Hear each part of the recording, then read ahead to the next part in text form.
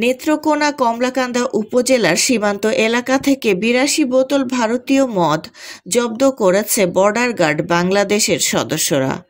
মদ জব্দ করতে পারলেও কাউকে আটক করতে পারেনি বিজিবির নেত্রকোনা ব্যাটালিয়ন। শুক্রবার বিকেল 2:45টার সময় এক প্রেস বিজ্ঞপ্তিতে এসব তথ্য জানান নেত্রকোনা ব্যাটালিয়নের অধিনায়ক লেফটেন্যান্ট কর্নেল ASM কামরুজ্জামান।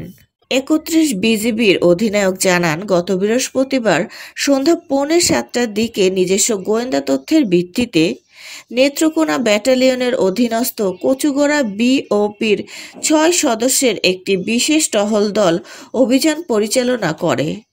মাদক বিরোধী এ অভিযানে ওই বিওপির দায়িত্বপূর্ণ এলাকার সীমান্ত পিলার ১১৮০ হতে আনুমানিক ৮০০ গজ বাংলাদেশের অভ্যন্তরে কমলাকান্দার খারনই ইউনিয়নের বাঁধনকুড়া নামক এলাকা থেকে ৮২ বোতল বিভিন্ন ব্র্যান্ডের ভারতীয় মদ জব্দ করতে সক্ষম হয় টহল দলটি।